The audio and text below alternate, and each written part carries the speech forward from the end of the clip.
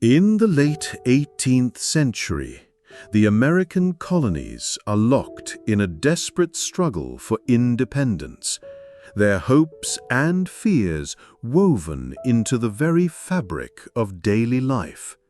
The rhythm of their world pulses through the cobblestone streets of bustling ports, where merchants shout over the clatter of barrels, through the frost-covered fields, where farmers and soldiers alike tread wearily, and through the quiet taverns, where whispers of rebellion grow like embers catching the wind. Tonight, we invite you to settle in the steady, soothing cadence of a story that weaves ambition, loyalty, and a betrayal so profound it has etched itself into the annals of history. This is the tale of Benedict Arnold, a man whose name lingers like a shadow, synonymous with treachery, yet whose journey began with the promise of heroism. Imagine yourself standing on the edge of a colonial town, the air cool with the promise of autumn, the distant clatter of horse hooves blending with the murmur of voices in the marketplace. The year is 1780, and the American Revolution is at its zenith, a time when every decision carries the weight of a nation's future. Farmers toil in rocky fields, their hands calloused from years of labor, their breath visible in the crisp morning air. Merchants barter in crowded markets, their wares, sacks of flour, barrels of molasses, bolts of homespun cloth, scented with salt and spice.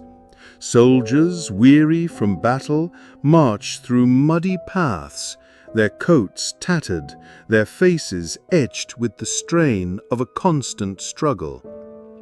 The streets are alive with the sounds of daily life, the creak of wagon wheels grinding against stone, the laughter of children darting between market stalls, the toll of a distant church bell calling the faithful to prayer. Amid this vibrant, turbulent world, one man's journey stands out, a journey from heroism to infamy, from loyalty to betrayal. Benedict Arnold, a general whose courage once lit the path to victory, would make a choice that would shake the foundations of the fledgling United States. His story is not merely one of treachery, but of the intricate forces that shape a man's heart: ambition, pride, resentment, and the allure of a different path. Over the next 2 hours, we will walk through the streets of colonial America, from the bustling docks of New Haven, where the air is thick with the scent of tar and brine, to the fortified cliffs of West Point, where the Hudson River flows like a lifeline for the patriot cause. We will trace Arnold's rise as a merchant and warrior, the resentments that grew within him like weeds in a neglected garden, the secret plans that threatened a nation, and the exile that followed, leaving him a man adrift in his own legacy. Each step of this journey offers a glimpse into a world where ambition and loyalty clashed, where the rhythm of life was tested by the crucible of war and the weight of betrayal. The American Revolution was a time of upheaval, where the ordinary rhythms of life, plowing fields, trading goods, raising families, were disrupted by the call to arms. In towns across the colonies, men and women gathered in meeting houses, their voices rising in debate over the future. The air was thick with the scent of wax and parchment as letters and declarations passed from hand to hand, spreading the ideals of liberty. The colonies were a patchwork of communities, each with its own rhythms. New England's rocky fields, where the soil yielded crops only through relentless toil. Virginia's rolling plantations, where the scent of tobacco hung heavy in the air. The Carolinas' swampy lowlands, where the hum of insects mingled with the calls of laborers. Arnold, born into this world, was a product of its hopes and hardships, his ambition a reflection of the opportunities and challenges of his time. The world of the 1770s was one of both promise and peril. In towns like Norwich, Connecticut, where Arnold was born, families gathered around hearths, their lives marked by the simple routines of planting and harvesting, trading and crafting. The air was thick with the scent of apples ripening in orchards, of hay stacked in barns, of wood smoke curling from chimneys as evening fell. Yet the growing tension with Britain cast a shadow over these communities. The Stamp Act of 1765, the Tea Act of 1773, and other measures imposed by the Crown strained merchants like Arnold, whose ships navigated the perilous waters of the Atlantic, their sails catching the wind, their hulls creaking under the weight of cargo. The call to rebellion stirred the hearts of many, from farmers in their fields to artisans in their workshops, their voices rising in protest against taxation without representation. The revolution was not just a war of armies, but of ideas, of people choosing between loyalty to the crown and the dream of a new nation. Arnold's story is a thread in this larger tapestry, a tale of human ambition pushed to its breaking point. His journey began in a small town where the rhythm of daily life was as steady as the seasons, yet his choices would lead him to the heart of a revolution and ultimately to a betrayal that would echo through history. As you settle in, let the firelight guide you, its warmth a gentle anchor as we step into a time long past.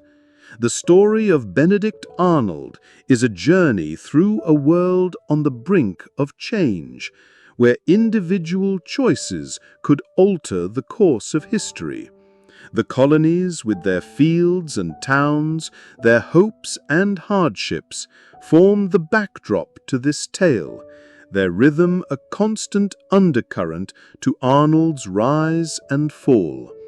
Let us begin, as the firelight glows and the night deepens, with the early years of a man whose name would become a byword for betrayal, yet whose journey began with the promise of greatness.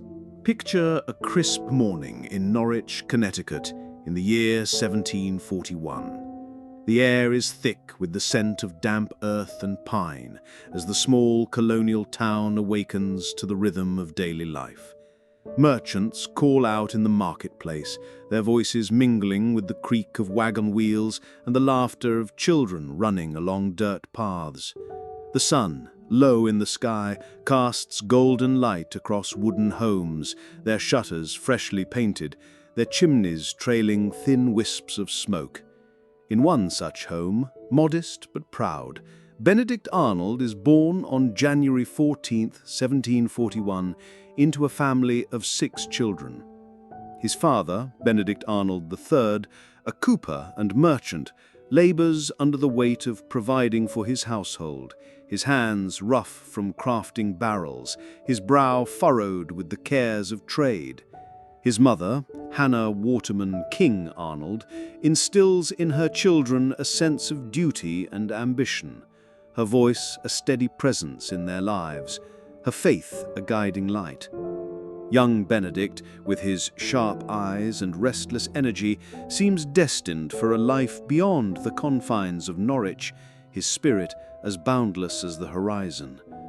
As you imagine yourself walking through the town, the scent of fresh baked bread wafting from a nearby kitchen, you see a boy who is quick to learn and eager to prove himself.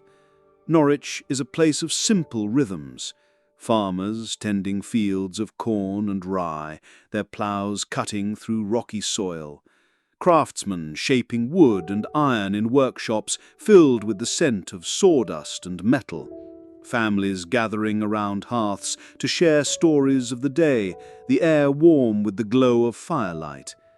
The Yantic River flows through the town, its waters cool and clear, reflecting the sky like a mirror.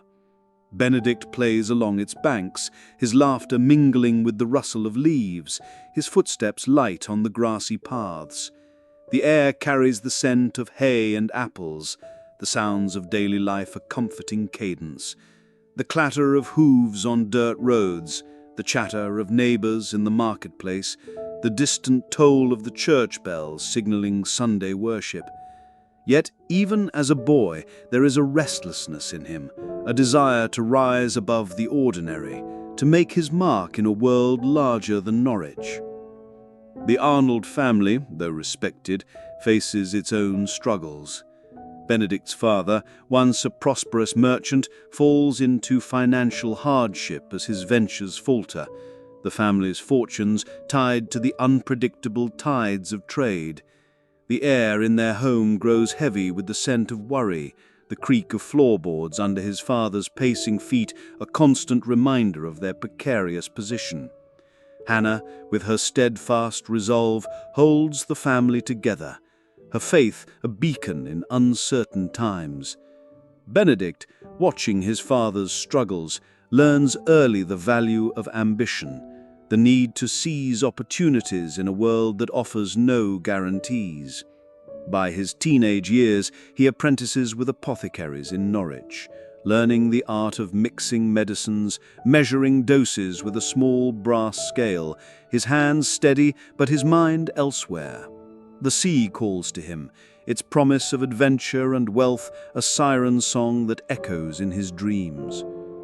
By the 1760s, now in his 20s, Arnold has moved to New Haven, a bustling port where the air is heavy with the scent of salt and tar. Imagine yourself standing on the docks, the creak of ships' rigging blending with the calls of sailors unloading barrels of rum and sugar. New Haven is a hub of trade, its harbour filled with vessels bound for the Caribbean, Europe and beyond. Arnold has become a merchant, his ships, sturdy sloops and schooners with names like Liberty and Fortune, carrying goods across the Atlantic. His ledgers, filled with neat rows of figures, tell the story of a man rising in wealth and status. He trades in rum, sugar and timber, his ventures connecting the colonies to distant ports. The marketplace is a hive of activity, merchants haggling over crates of molasses, their voices carrying over the splash of waves against the wharf. Arnold moves among them, his coat finely tailored, his manner confident, his eyes sharp with calculation. The air is thick with the scent of spices and brine, the rhythm of trade a constant pulse that drives the city's economy. New Haven's docks are a world unto themselves, alive with the sights and sounds of commerce. Sailors haul ropes, their hands calloused from years at sea, their voices rough with the cadence of shanties. Barrels of rum and molasses are rolled onto carts, their wooden staves creaking under the weight. The air carries the scent of tar from freshly corked hulls, of salt from the sea, of exotic spices from distant lands. Arnold's ships navigate the perilous waters of the Atlantic, their sails catching the wind, their hulls creaking under the weight of cargo. He builds a network of trade that spans continents, his ambition a steady force beneath his actions. His counting house, a small room overlooking the harbour, is filled with the scent of ink and parchment, the scratch of his quill a constant rhythm as he tallies profits and losses. Yet the colonies are growing restless, their air thick with the tension of rebellion. Picture the tension in New Haven's taverns, where the air is thick with the scent of ale and tobacco. The British Crown imposes taxes, the Stamp Act of 1765, the Townshend Acts of 1767, the Tea Act of 1773, stirring anger among the colonists. Arnold, with his keen sense of opportunity, feels the pull of rebellion. His merchant ventures, once his pride, are strained by trade restrictions, his ships delayed by British regulations, their cargoes inspected by customs officials with stern faces and heavy ledgers. The air in the taverns grows heavy with the scent of defiance as patriots gather to discuss the future. Arnold joins the Sons of Liberty, a group of colonists who challenge the Crown's authority, their meetings filled with fervent whispers of freedom. Imagine the flicker of candlelight in a tavern where Arnold debates with fellow patriots, their voices low but resolute, the air thick with the scent of wax and determination. The rhythm of his life shifts from the clink of coins in a counting house to the drumbeat of revolution, his ambition finding a new outlet in the fight for independence. By 1775, the American Revolutionary War has begun, and Arnold steps into the fray with a fire that sets him apart. Picture the rocky slopes of Fort Ticonderoga in upstate New York, where the air is sharp with the chill of early spring. The fort, a British stronghold, stands sentinel over Lake Champlain, its stone walls weathered by wind and time, its cannons gleaming in the dawn light. Arnold, now a militia captain, joins forces with Ethan Allen and his Green Mountain Boys, a band of rugged Vermonters known for their fierce independence. On May 10, 1775, they launch a daring raid, capturing the fort in a swift, bloodless victory. Imagine the scene: soldiers moving through the morning mist, their boots crunching on gravel, their voices hushed but triumphant. The fort's cannons, vital to the patriot cause, are seized, their barrels cold to the touch, their weight a promise of future victories. Arnold's strategic mind and courage earn him praise, his name whispered with admiration in patriot camps across the colonies. War, however, is a crucible that tests even the strongest spirits. Let your mind drift to the frozen wilderness of Maine in the winter of 1775. The air is bitter, the snow falling in heavy sheets, blanketing the forest in silence. Arnold leads an expedition of nearly 1,100 men through this unforgiving terrain, aiming to capture Quebec City from the British. The journey is grueling. Rivers swell with icy water, provisions dwindle, and disease creeps through the ranks. Some men turn back, their footsteps fading into the snow. Others perish, their lives quietly slipping away in the vast wilderness, their bodies left beneath the pines, a somber testament to the cost of war. Imagine the campfires, small beacons in the darkness, their smoke curling into the frigid air. The scent of pine and damp wool clings to their tattered coats, their faces etched with exhaustion. Arnold presses on, his determination unyielding, his men following through sheer force of his will. The march is a testament to his leadership, but also to the harsh realities of war. The men battle hunger, their rations reduced to scraps of bread and dried meat, their bellies aching as they trudge through snowdrifts. The air is thick with the scent of frost and desperation, the forest a maze of snow-laden trees and frozen streams. Some soldiers, too weak to continue, are left behind, their fates a heavy weight on Arnold's shoulders. The air carries the faint sound of their labored breathing, the crunch of snow underfoot, the occasional snap of a branch breaking under the weight of ice. Arnold's resolve holds firm, his vision of victory driving him forward, his voice a steady encouragement to his men. The assault on Quebec, launched on New Year's Eve 1775, fails. The city's walls are too strong, the defenders too prepared. Picture the chaos of the attack, muskets flashing in the snow, the air thick with the scent of gunpowder and frost. Arnold is wounded in the leg, a searing pain that will mark him for years, his blood staining the snow as he is carried from the field. The defeat is a heavy blow, but his leadership earns him a promotion to brigadier general. The war continues, and Arnold's star rises higher. By 1777, he is in Saratoga, New York, where the air is thick with the scent of damp earth and the distant crack of muskets. The battles of Saratoga, fought in September and October, are a turning point in the Revolution.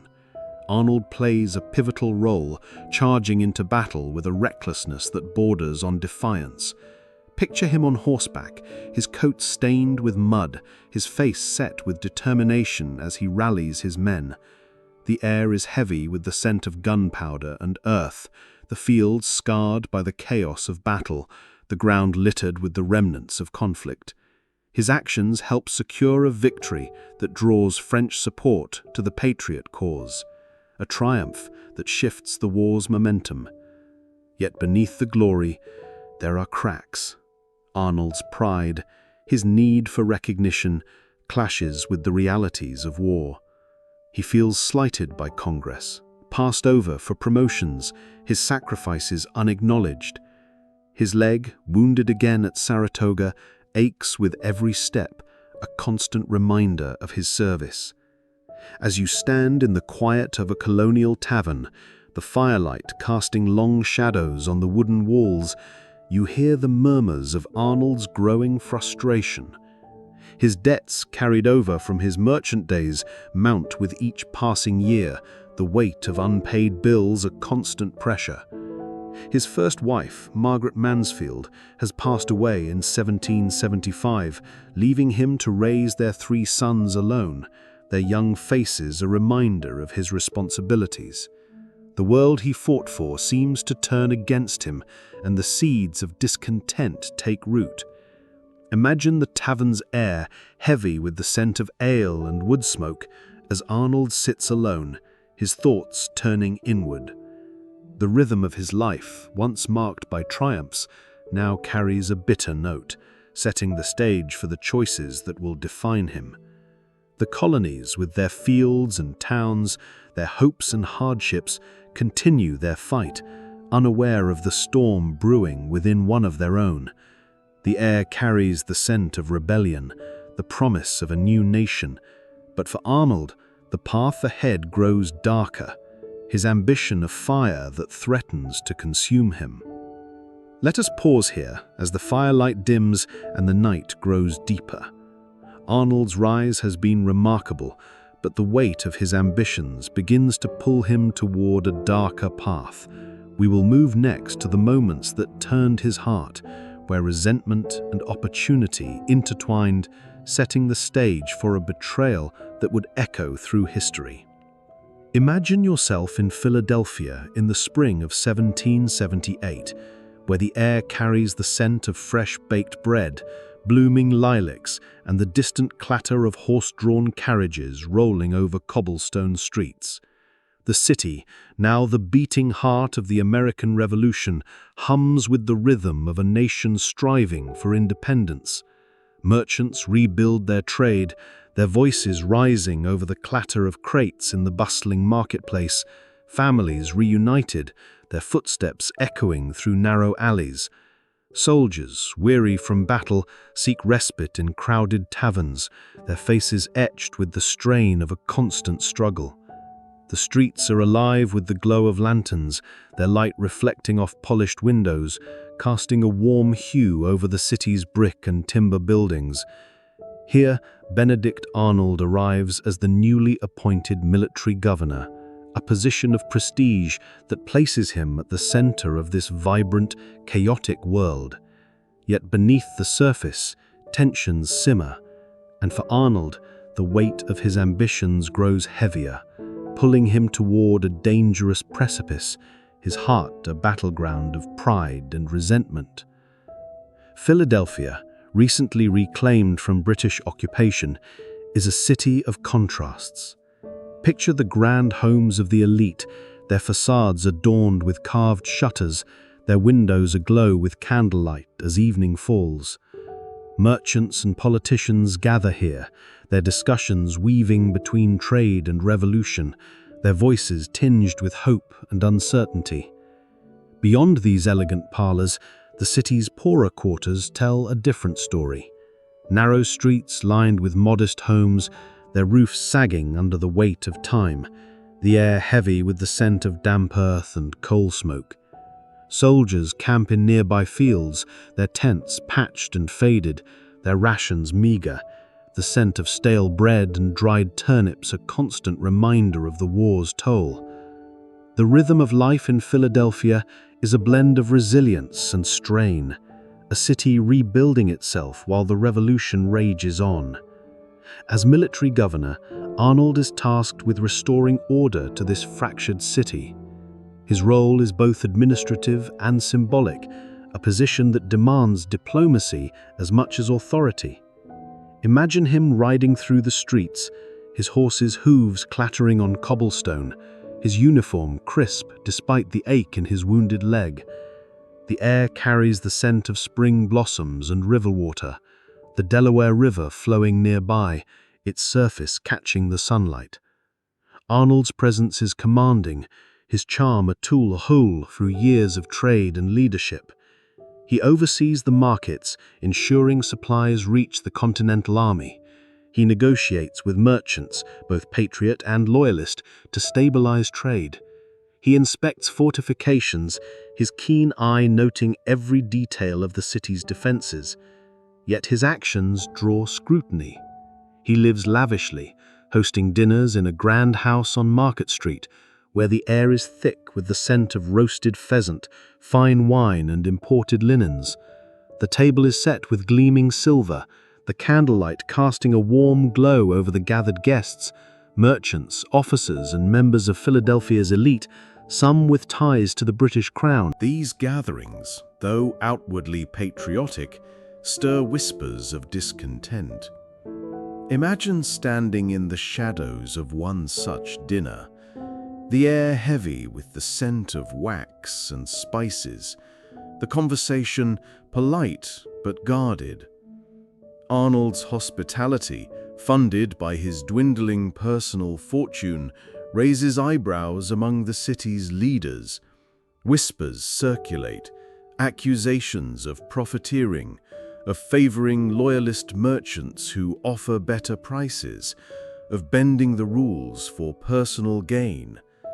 The soldiers outside the city, enduring cold nights and short rations, hear these rumors, their loyalty tested by the contrast between their hardships and Arnold's apparent extravagance. The air in the camps is thick with the scent of damp wool and smoke from meeker fires, the soldiers' faces etched with exhaustion and doubt. Arnold, once celebrated for his courage at Ticonderoga and Saratoga, now finds himself under scrutiny, his reputation a fragile thing in a city divided by war. The rhythm of Arnold's life, once defined by the pulse of battlefield triumphs, now shifts to a different cadence, one marked by frustration and isolation. His debts, carried over from his merchant days in New Haven, press against him like a tightening noose. The Continental Congress, strapped for funds, delays payments for his military service, leaving him to cover expenses out of his own pocket.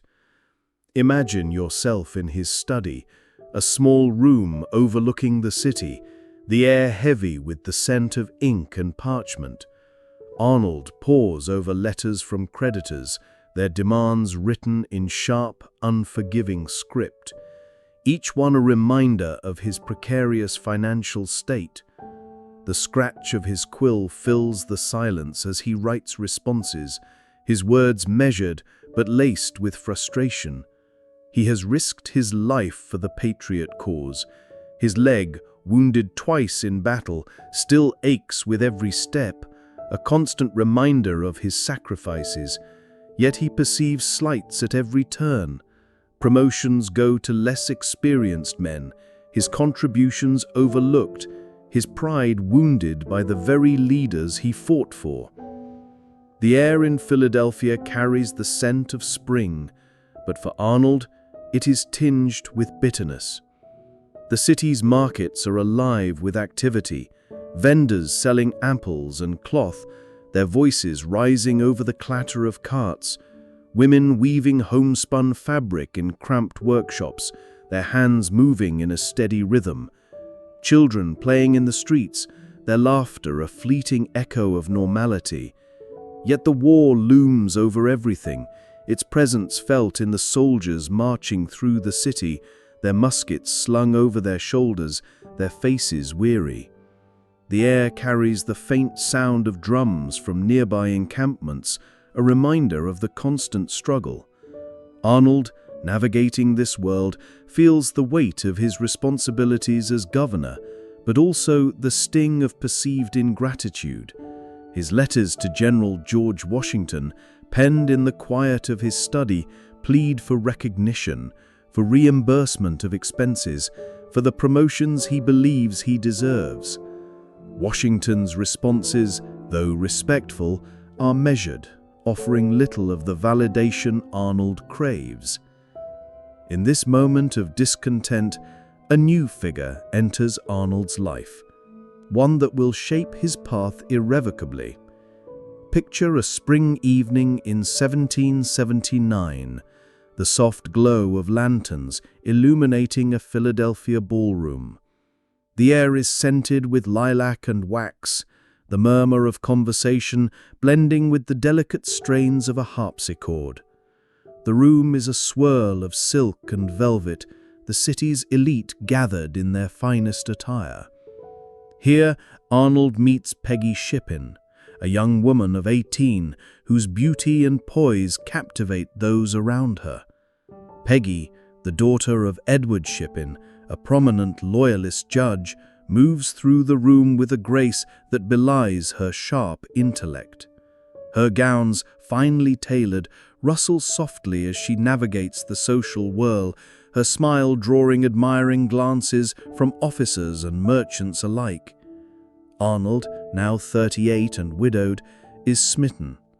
His first wife, Margaret Mansfield, passed away in 1775, leaving him to raise his 3 sons alone, and Peggy's charm offers a new light in his shadowed world.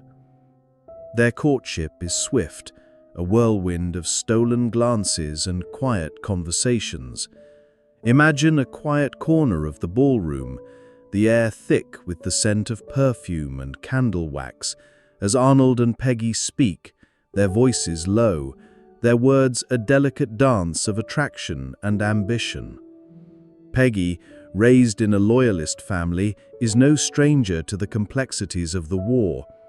Her father's home, a grand mansion on 4th Street, has hosted both Patriot and Loyalist guests, its halls filled with the scent of polished wood and the murmur of political intrigue. Peggy's connections to Loyalist circles, her charm and her ambition mirror Arnold's own, and their bond grows quickly. By April 1779, they are married, the ceremony held in the Shippen family home. Picture the scene, the air filled with the scent of blooming flowers, the soft glow of candles casting shadows on the walls, the murmur of well-wishers blending with the rustle of Peggy's silk gown.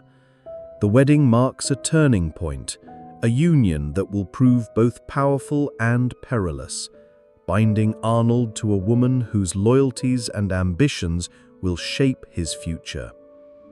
The war, meanwhile, continues to exact its toll. Beyond Philadelphia's cobblestone streets, the fields of the colonies are scarred by conflict. Soldiers march through mud and rain, their coats tattered, their faces etched with exhaustion. The constant struggle of war leaves its mark. Battles fought in open fields, lives cut short in the chaos, the air heavy with gunpowder and earth. The colonies are a patchwork of hardship and hope. Their people enduring hunger, disease, and the uncertainty of a war with no end in sight. Arnold, still a general in the Continental Army, feels the weight of his injuries, his leg aching with every step, a constant reminder of his service at Quebec and Saratoga.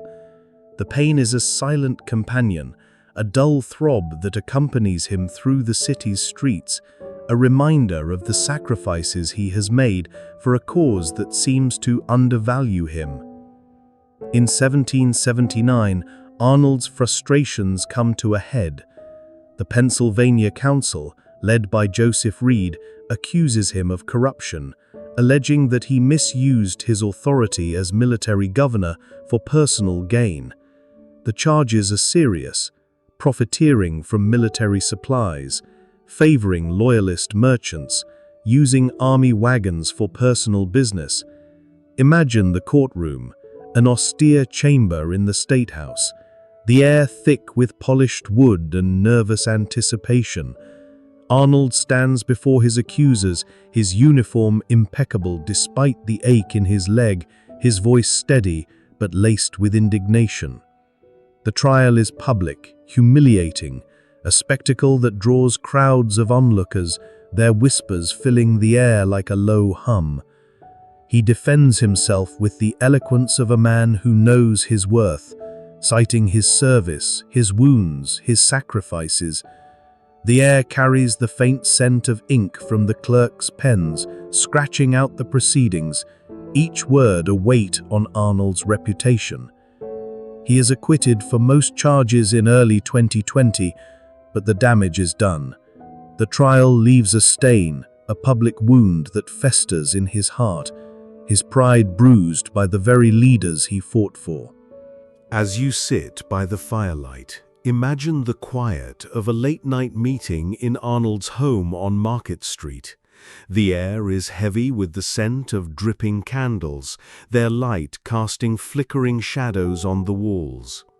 Here, Arnold confides in Peggy, whose loyalist convictions offer a dangerous temptation, a way out, a path to wealth and security in a world that seems to have turned against him.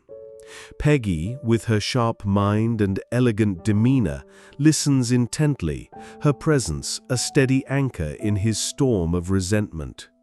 Through her, Arnold begins secret correspondence with the British, using coded letters and trusted intermediaries. The air in their home is thick with the scent of secrecy, the rustle of paper a quiet rhythm as they draft messages under the cover of night. The stakes are high, the risks immense. The colonies are fighting for their existence, their fields and towns scarred by war, their people united by a shared dream of independence. Arnold, once their champion, now entertains thoughts of treachery, his ambition a fire that burns brighter than his loyalty. Picture the ink-stained pages, passed in shadows through loyalist intermediaries, their contents cloaked in codes and ciphers. Arnold offers his services to the British, his price a sum of money, £20,000, a fortune that could erase his debts, and a commission in their army. The seeds of betrayal, sown in the fertile ground of resentment and ambition, begin to take root, pulling him further from the cause he once swore to defend. Peggy plays a pivotal role, her connections to loyalist figures like John Andre, a British officer and spymaster, facilitating this dangerous dance. The air in their home carries the weight of their choices, the scent of wax and ink, a constant reminder of the path they are forging. The world outside continues its rhythm. Merchants bartering in the marketplace, soldiers drilling in the fields, the air thick with the scent of spring and rebellion. Yet within the walls of Arnold's home, a different rhythm emerges, one of secrecy and betrayal, as he and Peggy plot a course that will alter their lives and the fate of a nation. Let us pause here, as the night grows still and the shadows deepen. Arnold's heart has turned, and the stage is set for an act of treachery that will shake the nation. We will move next to the heart of his plot, where a single plan threatens to unravel the American cause. Picture yourself standing on the banks of the Hudson River in autumn 1780, where the water flows steadily, its surface catching the golden hues of a setting sun. The air is crisp, scented with fallen leaves and distant wood smoke, as the cliffs of West Point rise above the river, their rocky faces casting long shadows across the valley. This fortress, a linchpin of the American Revolution, guards the Hudson. Its cannons a bulwark against British advances, its stone walls weathered by wind and time. The rhythm of life here is steady. Soldiers drilling in neat rows, their boots thudding on gravel. Officers strategizing in dimly lit rooms, their voices low and deliberate. The clatter of supplies echoing through the morning mist, mingling with the scent of iron and tar. Yet beneath this orderly surface, a sinister plan takes shape, woven in the shadows by a man whose heart has turned. Benedict Arnold, now commander of West Point, crafts a web of treachery that threatens to unravel the patriot cause. Let us step into the quiet tension of his plot, where ambition and betrayal collide in a world on the brink of collapse. By the summer of 1780, Arnold's discontent has hardened into resolve, his once fervent loyalty to the patriot cause eroded by years of perceived slights and mounting debts. General George Washington, trusting in Arnold's past valor at Ticonderoga and Saratoga, has appointed him commander of West Point, a position of immense responsibility that places the fate of the Hudson River Valley in his hands. Imagine the fortress perched high on its cliffs, its ramparts overlooking the river like a sentinel. The air carries the scent of damp earth and pine, the sounds of daily life a comforting rhythm, the creak of wooden carts hauling provisions, the sharp commands of drill sergeants, the distant call of a bugle signaling the change of guard. Soldiers move through their routines, their coats faded from years of service, their faces etched with determination and fatigue. Arnold, limping from his battle wounds, moves among them, his uniform crisp but his eyes guarded, his thoughts a storm of ambition and resentment.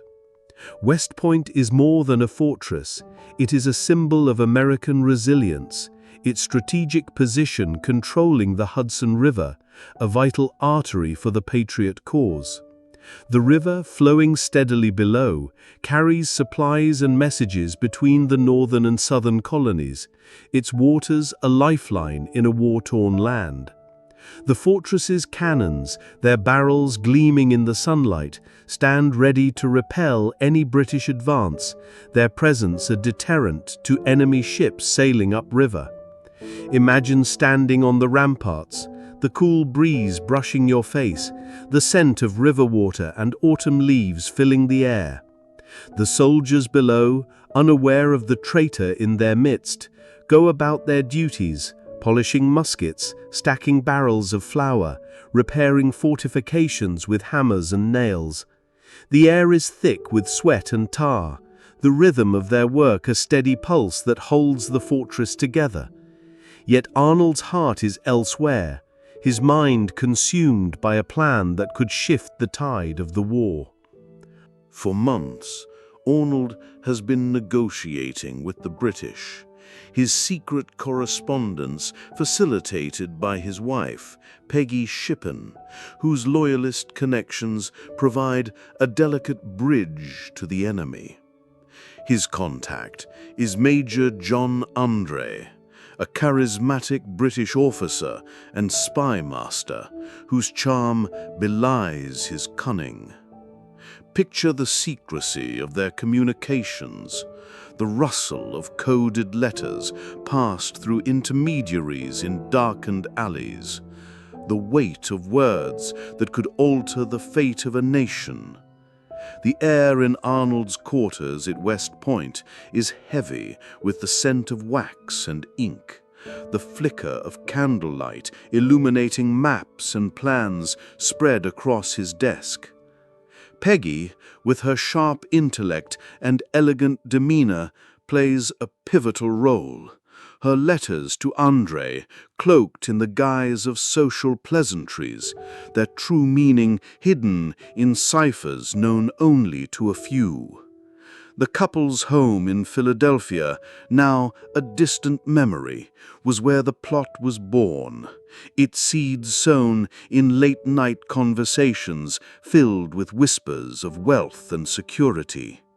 Here at West Point, those seeds take root, their partnership a blend of ambition and desperation, their actions a careful dance on the edge of treachery.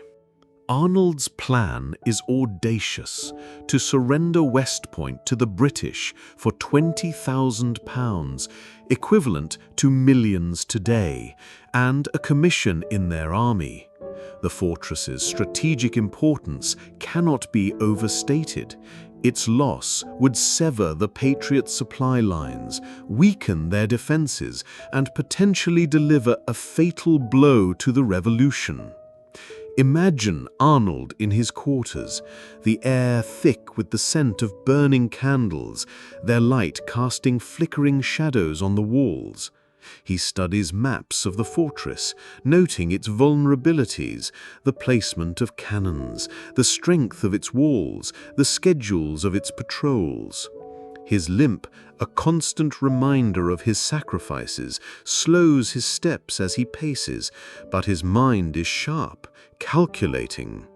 He weakens the fortress's defenses with subtle sabotages, ordering repairs delayed, supplies mismanaged, patrols reduced, all cloaked in the guise of administrative oversight. The soldiers, trusting their commander, carry out his orders, unaware that each decision makes West Point more vulnerable. Picture the fortress at dawn, the mist rolling off the Hudson, the air heavy with the scent of dew and pine trees, as soldiers go about their tasks, their faith in Arnold unshaken. The rhythm of life at West Point continues, its soldiers oblivious to the betrayal brewing within their commander's heart. Imagine the early morning, the sun rising over the cliffs, casting a golden glow across the river. Soldiers march in formation, their boots crunching on gravel, their muskets slung over their shoulders. The air carries the scent of fresh baked bread from the fort's kitchen, the clatter of pots and pans, a reminder of the daily struggle to feed an army. Officers gather in a wooden barracks, their voices low as they discuss strategy, their maps marked with ink and charcoal. The fortress is a hive of activity, its walls a testament to the resilience of the patriot cause. Yet Arnold's actions undermine this strength, his orders eroding the defenses like a slow poison. The air on the ramparts is cool, the breeze carrying the faint sound of the river below, a steady flow that mirrors the determination of the soldiers. But for Arnold, the rhythm of his life has shifted, his loyalty replaced by a calculating ambition that drives him toward treachery. The plot reaches its climax in September 1780, as Arnold arranges a secret meeting with Major Andre near the Hudson River under the cover of darkness.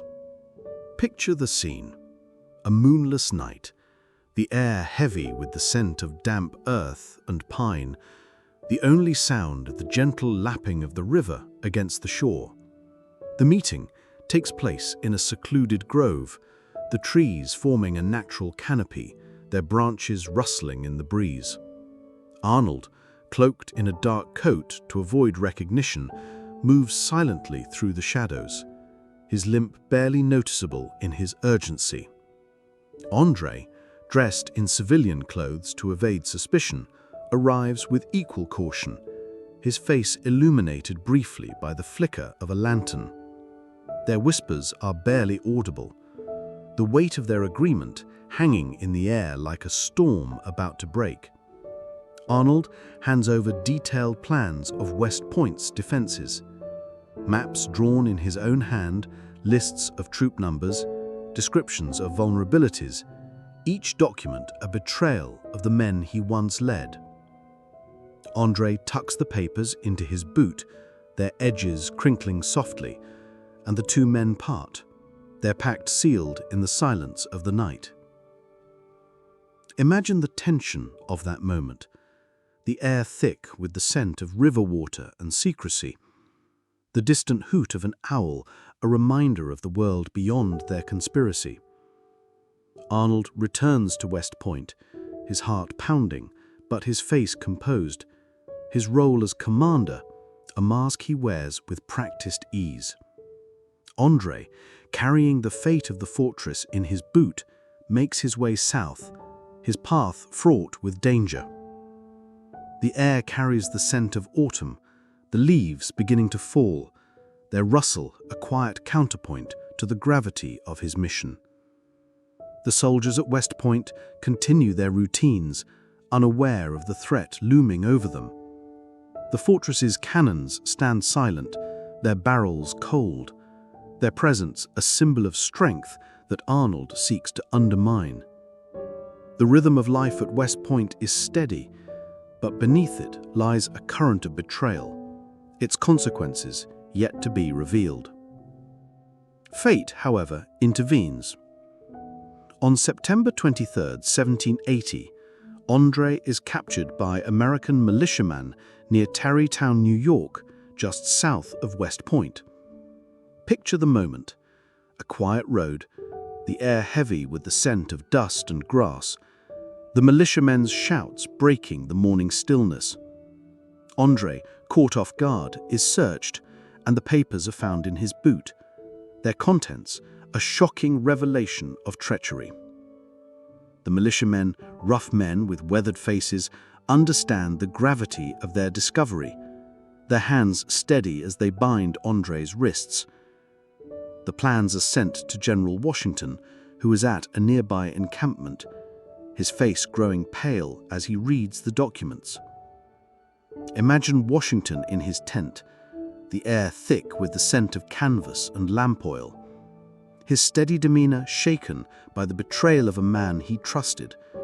The rhythm of life at West Point falters, as trust gives way to suspicion, the soldiers gathering in hushed groups, their breath visible in the cool morning air, their faces etched with disbelief. Arnold, learning of André's capture through a breathless messenger, knows his time is short. Picture the chaos of his escape, the air in his quarters heavy with the scent of panic, the rustle of papers as he gathers his belongings, the creak of floorboards as he moves swiftly to the door. He flees down the Hudson, boarding the British ship Vulture, its sails catching the wind as it glides away from West Point. The air is thick with the scent of river water and betrayal, the shoreline fading into the distance as Arnold leaves behind his command, his men, and his country. The soldiers at West Point, now aware of their commander's treachery, stand on the cliffs, their faces a mix of anger and sorrow, their faith in their cause tested but unbroken. The fortress, spared by chance, remains a bulwark against the British, its cannons a silent testament to the resilience of the patriot cause. The consequences of this moment are profound. André, a gentleman officer admired for his charm and intellect, faces a grim fate. Tried as a spy by a military court, he is sentenced to hang, his life cut short in a quiet field on October 2nd, 1780. Imagine the scene: the air heavy with the scent of grass and earth, the creak of the gallows a somber note in the morning stillness. The execution, though necessary under the laws of war, leaves a somber mark on the American cause, a reminder of the cost of betrayal. André's composure in his final moments, his polite request for a firing squad denied, adds a layer of tragedy to the event, his fate a consequence of the dangerous game he played with Arnold. The air carries the weight of loss, the soldiers watching in silence, their faces etched with the gravity of the moment.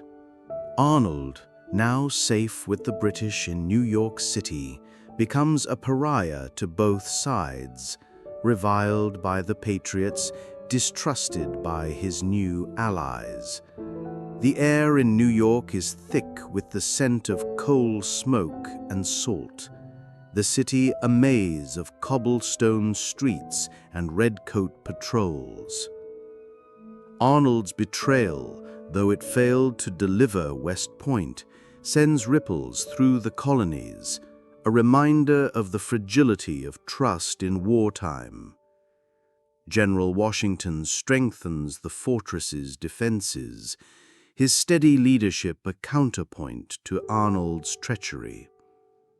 The soldiers at West Point, their morale shaken but not broken, continue their duties, the air heavy with the scent of resolve and gunpowder. The colonies, scarred but resilient, carry on their fight, their fields and towns a testament to their determination.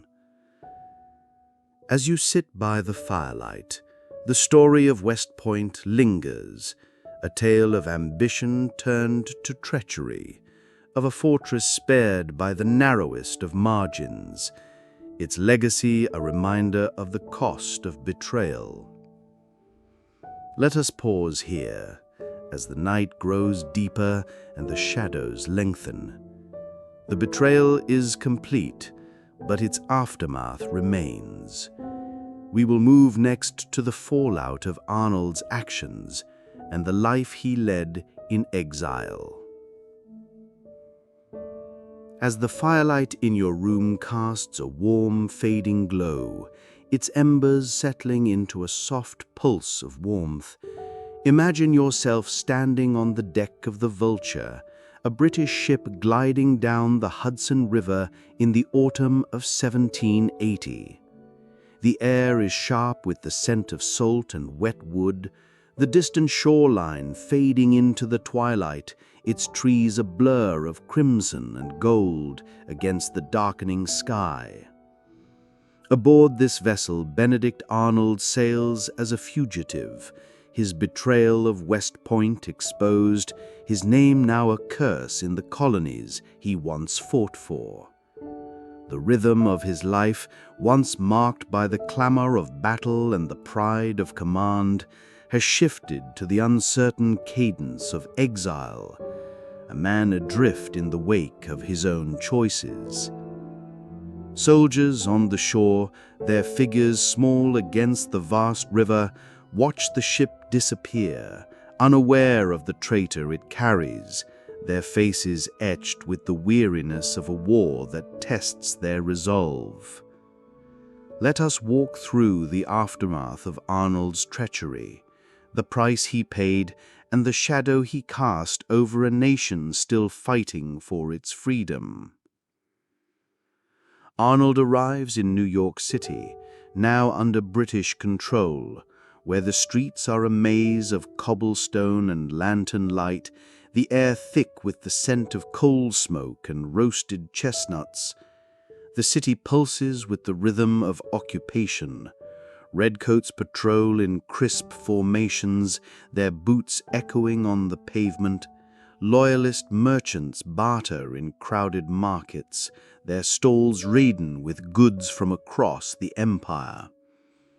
Taverns hum with the murmur of conversation, the scent of ale and tobacco mingling with the tension of wartime. Arnold is granted a commission as a brigadier general in the British Army, a position that promises prestige but delivers little warmth. The British, wary of a man who would betray his own cause, view him with suspicion, their greetings polite but guarded. His promised reward of £20,000 for surrendering West Point is reduced to a mere £6,000, a bitter reminder of the plot's failure, the sum barely enough to cover his debts. Imagine Arnold in his new quarters, a modest house on a bustling street, the air heavy with the scent of polished wood and candle wax, his face etched with the strain of his choices, his limp a constant reminder of the battles he fought for a cause he has now abandoned. Peggy Shippen joins him in New York, her role in the plot carefully concealed, her charm a shield against the scrutiny of British officers and loyalist society. Picture her navigating the city's social circles, her silk gowns rustling softly, her smile disarming those who might question her loyalties. The air in their home is thick with the scent of lavender and ink, as Peggy writes letters to maintain connections with loyalist friends, her words a delicate balance of courtesy and caution. The couple, once at the heart of Philadelphia's elite, now find themselves in a city that regards them with caution, their status precarious in a world that values loyalty above all else. The streets of New York are alive with activity, vendors calling out their wares, their voices rising over the clatter of carts, children playing in alleys, their laughter a fleeting echo of normalcy. The distant sound of a fife and drum signaling a military parade. Yet for Arnold and Peggy, the rhythm of this new life is one of isolation, their ambitions tempered by the reality of their choices. Back in the colonies, the fallout from Arnold's betrayal reverberates like a stone cast into a still pond. Picture the quiet fields of West Point, where soldiers gather in hushed groups, their breath visible in the cool morning air, their faces a mix of shock and anger. The revelation of their commander's treachery shakes their morale, a stark reminder of the fragility of trust in wartime. General George Washington, stationed nearby, strengthens the fortress's defenses, his steady leadership a counterpoint to Arnold's betrayal. Imagine Washington in his tent, the air thick with the scent of canvas and lamp oil, his quill scratching out orders to secure West Point, his face set with determination. The soldiers, their coats tattered from years of service, redouble their efforts, their muskets polished, their drills precise, the air heavy with the scent of gunpowder and resolve. The fortress, spared by the capture of Major John Andre, remains a bulwark against the British, its cannons gleaming in the sunlight, its walls a testament to the resilience of the patriot cause. In Philadelphia, Arnold's name becomes a curse, a symbol of treachery that unites the colonies in their anger. Picture the city's streets, the air thick with the scent of wood smoke and defiance, as crowds gather to burn Arnold's effigy, the crackle of flames mingling with their shouts.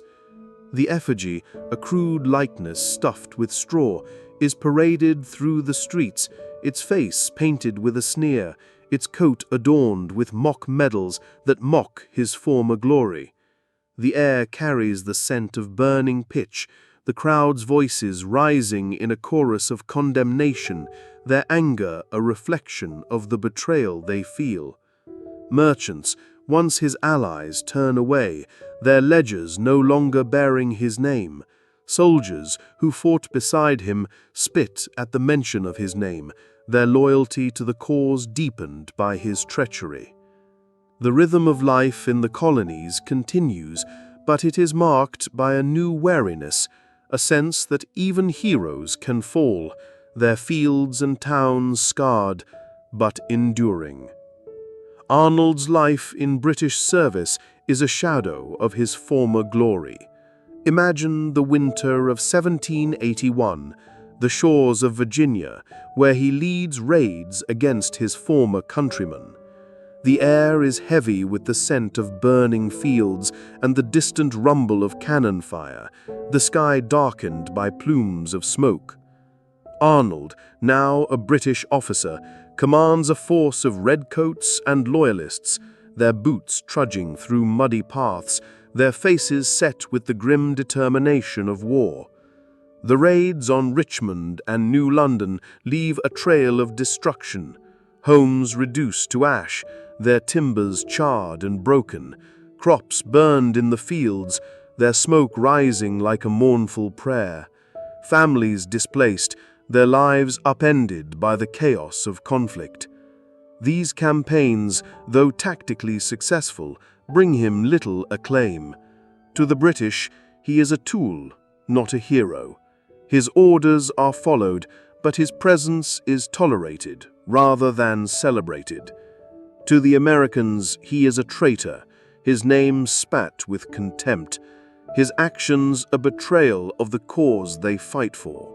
Picture Arnold on the battlefield, his coat stained with mud, his face set with a determination that now feels hollow. The air is thick with the scent of gunpowder and earth, the sounds of war a constant rhythm, the crack of muskets, the shouts of soldiers, the thud of boots on the ground. His leg, wounded at Quebec and Saratoga, aches with every step, a constant reminder of the sacrifices he made for a cause he has now forsaken.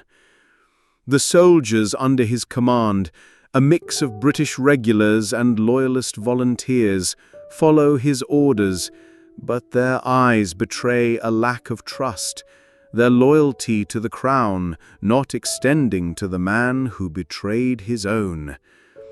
The raids, though destructive, do little to advance the British cause, their impact fleeting in a war that is turning against them. The air carries the scent of loss, the fields a tableau of devastation, their beauty marred by the consequences of Arnold's choices. By October 1781, the war reaches a turning point with the surrender of British forces at Yorktown, Virginia. Imagine the scene. A wide field, the air heavy with the scent of grass and gunpowder as British troops lay down their arms, their red coats a stark contrast against the green. The Patriot victory, secured through the combined efforts of American and French forces, marks the beginning of the end for British hopes in the colonies. Arnold's usefulness to his new masters wanes, his role in their campaigns diminished by the shifting tide of the war. The air in Yorktown carries the scent of victory for the Patriots, a bitter irony for Arnold, who watches from a distance, his dreams of glory fading like the smoke over the battlefield. The colonies, battered but resolute, move closer to independence, their fields and towns a testament to their endurance, their people united by a shared purpose. In 1782, Arnold and Peggy relocate to London, seeking a new start in the heart of the British Empire. Picture the city, a sprawling metropolis of soot-stained buildings and crowded streets, the air thick with the scent of coal and damp wool. London is a world apart from the colonies, its rhythm one of commerce and empire. Carriages rattling over cobblestone, merchants hawking wares in bustling markets, the distant chime of church bells marking the hours. Arnold, once a celebrated general, now finds himself an outcast, shunned by much of British society. His petitions for military posts and financial support are met with indifference, his reputation as a traitor a shadow that follows him through the city's salons and government offices. Imagine him in a modest London home, the air heavy with the scent of wax and faded dreams, his desk littered with unanswered letters to the Crown. Peggy navigates the social circles of the city, her charm a faint echo of their former life in Philadelphia, but even she cannot erase the stigma of her husband's name. The couple invests in land in Canada, hoping to rebuild their fortune in the wilds of New Brunswick. Picture the rugged landscape, the air thick with the scent of pine and earth, the distant howl of wind through the forests. Their ventures, however, falter, their investments yielding little return, the harsh climate and isolation a stark contrast to the bustling ports of their past. The air in their Canadian home carries the scent of wood smoke and struggle, their dreams of prosperity slipping away like the tides. Arnold's health begins to decline, his leg wound a constant ache, his spirit worn by years of rejection. The man who once charged into battle with reckless courage now spends his days in obscurity, his ambitions reduced to ashes, his legacy a cautionary tale of ambition unchecked. As you sit by the firelight, picture the years slipping by, the rhythm of Arnold's life slowing to a quiet struggle. The United States, born in the crucible of revolution, moves forward without him, its independence won through the sacrifices of others. The air in the new nation is scented with the promise of freedom, its fields and towns rebuilt by a people determined to forge their own destiny. Arnold's betrayal, though it failed to deliver West Point, leaves a lasting mark, a lesson in the cost of loyalty undone by resentment. The colonies, now a nation, carry on, their markets bustling with trade, their streets alive with the voices of a free people. The air carries the scent of new beginnings, a stark contrast to the exile's life, where the scent of wax and regret lingers in the quiet of his London home. Let us pause here, as the embers glow and the story nears its close. Arnold's life in exile is a chapter of loss, but his legacy endures in the annals of history. We will move next to a reflection on his betrayal and its place in the American story. As the firelight in your room fades to a soft amber glow, its embers settling into a gentle pulse of warmth, imagine yourself standing on a quiet hill overlooking the Hudson River. The water flows steadily, its surface shimmering in the twilight, catching the last rays of a setting sun as it weaves through the valley. The air is cool, scented with autumn leaves and distant wood smoke, a reminder of the world that shaped Benedict Arnold's rise and fall. Tonight, we've walked through the cobblestone streets of colonial America, from the bustling docks of New Haven to the fortified cliffs of West Point, from the vibrant salons of Philadelphia to the shadowed exile of London. We've traced the arc of a man's life, his triumphs, his resentments, his betrayal, and the consequences that followed. The rhythm of his story, once bold with ambition, then heavy with resentment, has settled into the stillness of history, a tale that lingers like a whisper in the annals of a nation. Let us reflect on the legacy of Benedict Arnold, a name that carries the weight of treachery, yet offers a window into the complexities of a world on the brink of change. Arnold's story is one of stark contrasts, of courage that won battles and treachery that shook a nation, of sacrifice for a cause and selfishness that undid it. Picture the young man in Norwich, Connecticut, his eyes bright with dreams of greatness, standing on the banks of the Yantic River, its waters clear and cool, reflecting a sky full of promise.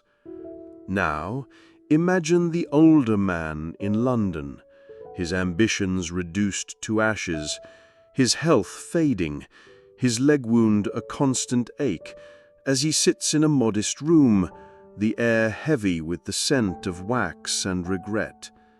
His actions at West Point, though thwarted by the capture of John Andre, left a wound in the American cause, a reminder of the fragility of trust in times of struggle. The soldiers who stood guard at the fortress, their boots crunching on gravel, their faces etched with determination. The families caught in the raids he led, their homes reduced to charred ruins. The officer whose life was taken in the aftermath, all bear the weight of his choices. Yet the nation endured, its people forging a path through the chaos of war to build a new future. Their fields and towns a testament to their resilience. As you sit by the fading firelight, let your mind linger on the forces that shaped Arnold's path. His ambition, a fire that once drove him to heroic deeds at Ticonderoga and Saratoga, became a flame that consumed him, its heat fueled by resentment and the allure of a different life.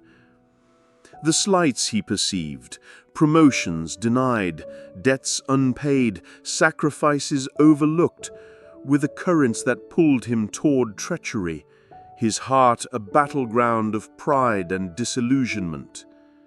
Picture the quiet of his Philadelphia study, the air thick with the scent of ink and parchment, as he penned letters to General Washington pleading for recognition, his words sharp with frustration.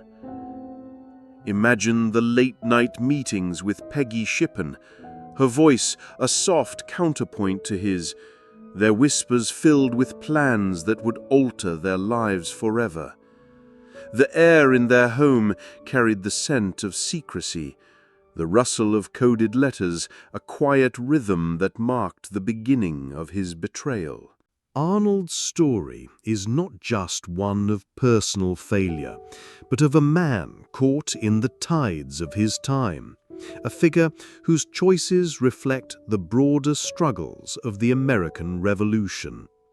The colonies, bound by a shared dream of independence, were a patchwork of communities. New England's rocky fields, where farmers toiled under a harsh sun.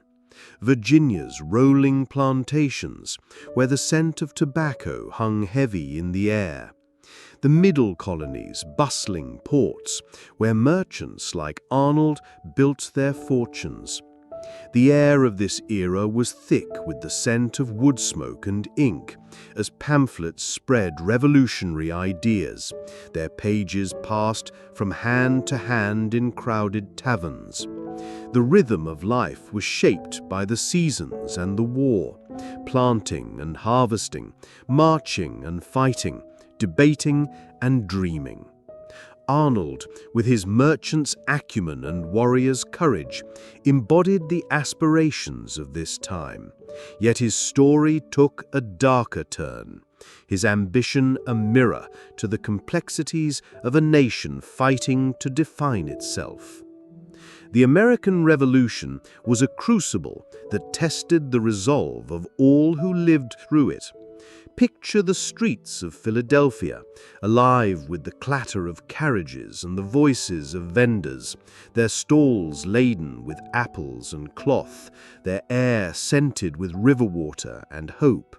Imagine the fields of New York, scarred by battle, the air heavy with the scent of gunpowder and earth, the ground littered with the remnants of conflict.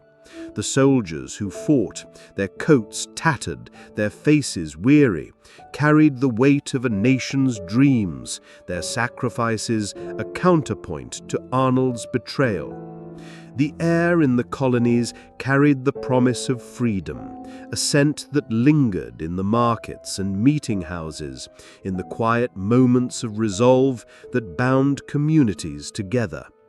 Arnold's treachery, though it failed to deliver West Point, left a mark on this spirit, a lesson in the cost of ambition unchecked, of loyalty undone by resentment.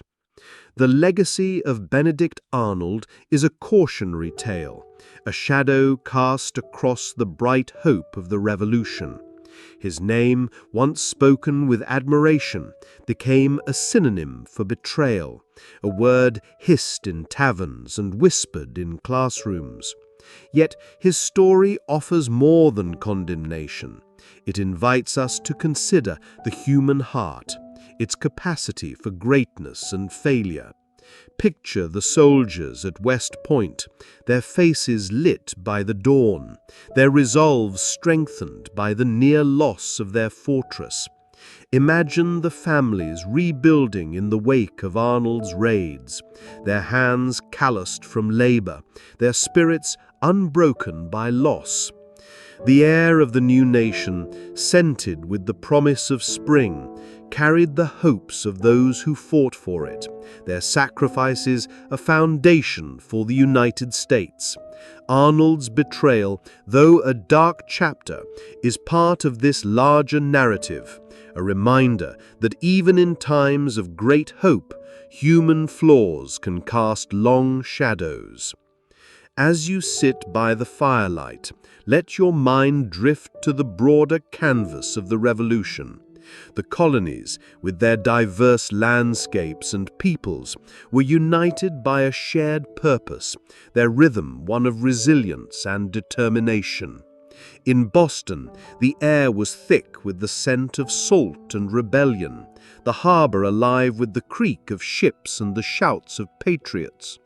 In Virginia, the fields stretched wide under a vast sky, the scent of earth and tobacco, a reminder of the labor that sustained the colonies. In Philadelphia, the State House stood as a symbol of unity, its halls filled with the scent of ink and the voices of delegates forging a new nation. Arnold's story, though a tale of betrayal, is woven into this tapestry, a thread that contrasts with the brighter hues of sacrifice and victory. The air of this time, scented with the promise of change, carried the dreams of a people who refused to be broken, their lives a testament to the power of collective resolve. Now, as the night deepens and the world grows still, let the story of Benedict Arnold fade into the quiet. Imagine yourself leaving the banks of the Hudson, the river flowing as it has for centuries, its waters a testament to the endurance of history. The betrayal that shook a nation is now a memory, a chapter closed but never forgotten. The air, cool and scented with the promise of autumn, carries the echoes of a time when ambition and loyalty collided, leaving a mark that endures. The United States, born in the crucible of revolution, moved forward, its fields and towns rebuilt, its people united by a shared vision. The rhythm of their lives, tested by war and betrayal, carried on, a steady pulse that echoes through the years. Arnold, in his exile, became a footnote, his name a warning, his story a reflection of the complexities of human nature. Rest now, as the firelight fades to embers, its warmth a gentle anchor in the stillness of the night. The tale of Benedict Arnold is complete, its rhythm a gentle echo of a world that shaped a nation. Let the story linger, a whisper of history that carries you into the quiet, its lessons woven into the fabric of a nation's memory. The air, scented with the promise of new beginnings, invites you to drift, to let the weight of the past settle into the calm of the present. The Hudson flows on, its waters a mirror to the endurance of those who fought, who dreamed, who built a nation from the ashes of betrayal. Sleep now, and let the echoes of this tale guide you into a peaceful rest, a journey through history complete.